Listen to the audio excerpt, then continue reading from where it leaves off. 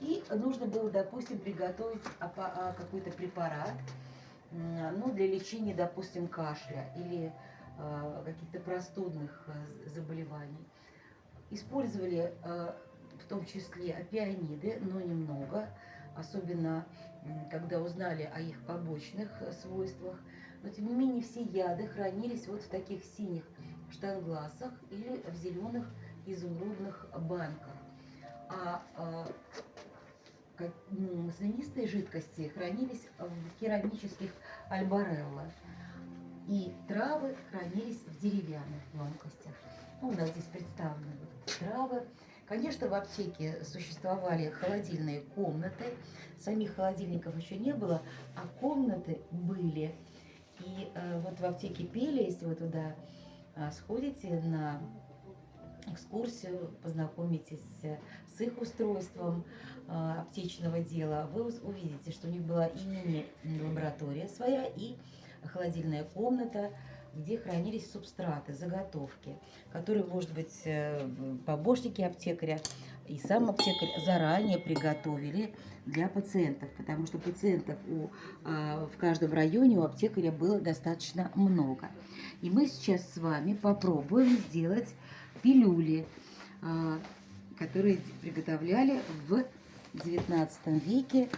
Возьмем для этого, конечно, не настоящие субстраты, а мягкую клейкую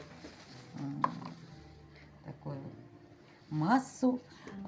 Ну а в аптеках эта масса приготовлялась из растертых трав, уже заготовок. На весах взвешивалась дозировка, потому что мы знаем, да, что, как говорил Парацельс, все может быть ядом, все может быть лекарством, зависит от дозы. И поэтому, когда я вас спрашивала, сколько капель нужно капать, сколько там воды человек, если он делает клестир себе, да, как в XIX веке клестир ставили, сколько, когда, сколько, потому что все может либо помочь, либо навредить. И вот наш аптекарь выбрал необходимое количество субстрата, уложил его вот на такую пилюльню. Здесь вы видите копию, а подлинник находится у нас в этом шкафу, внизу. Вот экспозиция бутылочек, различных упаковочек для разных препаратов, в том числе для пилюль. А это пилюльня, на которой мы сейчас с вами на таком же образце сделаем настоящие пилюли. Пилюли бывали двух видов. Болисы, это более крупные, по 0,5 грамма.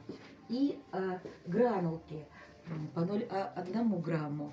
В основном гранулки использовались в гомеопатии. Иногда вот в такой стеклянной колбочке до 300 гранул находилось. И поэтому приходилось помогать главному провизору, у него были помощники, для того, чтобы эти гранулки заготовлять. Ну, мы сейчас сделаем с вами болисы, то есть более крупные пилюли. Для этого нам необходимо, точнее вам, взять вот такую скалку. Да, можно прерваться, сделать пилюли. Давайте мне ваш телефон, я сниму. Вот. Ну что ж, теперь берем за две ручки, так, и начинаем выкатывать длинную колбаску, которую мы потом положим вдоль ножа. Лучше выкатывать на горке, поближе к себе. Для этого нужно сильно не прижимать, иначе это будет не колбаска, а такой блин. А нам блин не нужен. Нам нужна длинная колбаска. Нет, не сюда. На горочке, поближе к себе, повыше. И катать надо, сильно не жмите, а выкатывайте вот так быстро покатайте, как пельмени. Да. Увеличьте скорость. Вперед-назад. Нет, амплитуда небольшая.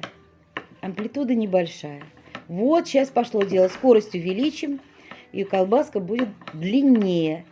Нам нужна колбаска в размер ножа. Еще скорость, еще чуть-чуть. Ну, достаточно. Выкладываем на нож. Так.